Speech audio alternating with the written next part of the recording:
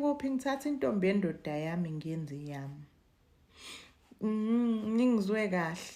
Ubhebhi-ke wami-ke wangijolelayo. Loya bhebhi engangikhuluma ngayo.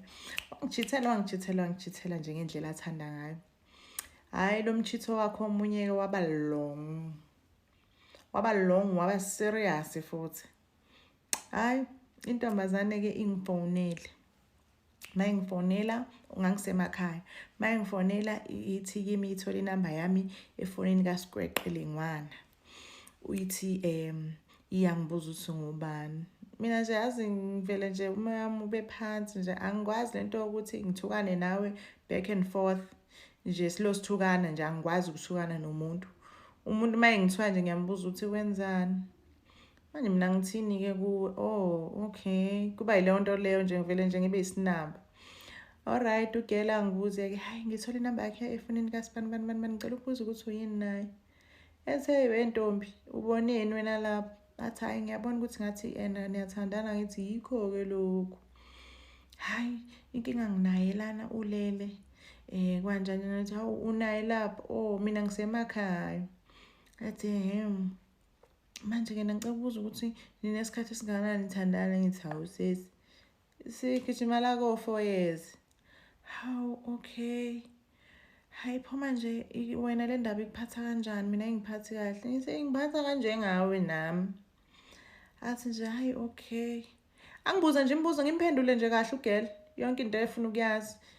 Athi hayi okay manje ukhona yini into owayisola? Ngithi hayi khona into engayisola kodwa bengiyisola but into ebiphinde ingixake nalo muntu siyahlala 2 months sobabili silala embhedeni owodwa every day 2 months. Sike sihlale nje sobabili kanjalo. So angazi ukuthi uma enomuntu lo asuke naye ngaleso sikhathi uyayethu kuphi noma uyalenza ithuba lokuthi afone mina ngazi. Angimazi ukuthi uyenza kanjani into yakhe but yena uyayenza. Hayi ugele athi hayi okay ngiyakuzwa. Kube ukuthi siqala kanjalo ukukhuluma nentombazane. Hayi ke depressed. Ngibhlungu. Akumnandi ngiyapretenda akumnandi. Hayi intombazane-ke emva kwalapho-ke vele-ke umjolo-ke uyatekateka-ke vele i-interest futhi ngiyiluze kakhulu-ke kugayi-ke nje vele sekufona intombazane. Hayi ngibone vele ukuthi hayi yazini angikho right. Sikhuluma intombazane iyangibuza-ke manje seyihlale ingi-WhatsApp ingibuza ukuthi kwenzakala. Ingibuze nje izinto eziningi nje ngayo ngiyitshele ngami ngibuze ngiyitshele mina. Ngiyabonga ngiyiphendule nje futhi kahle ngabi nankinga. Hawu sesidlo siyaxoxa kaningi. Sesixoxa kaningi-ke manje. Hayi ke ngithe ngisuka-ke mina ngabe ngiyishela-ke.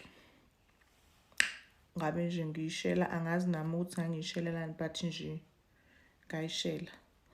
Hayi mangiyishela intombazane kanti izovuma-ke. Hayi-ke intombazane-ke decide ukuhlangana-ke ifike-ke endlini yami-ke nje ugirl nje cute. Alright sisitufuza. Hayi into yethu-ke iqhubeke kanjalo-ke.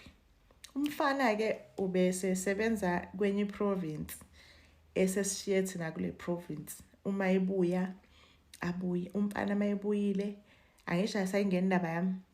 Nami vele ngisayingena indaba yakhe senginentombi yami. Uma ebuya abuye afonele intombazane phela ufuna ukuyibona intombazane kanti inami.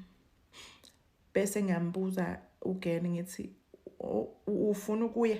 Athi cha hayi mina ngifuna ukuhlala nawe. Ngithi dropa leyo phone-ke uzongisiza ungidropele leyo phone.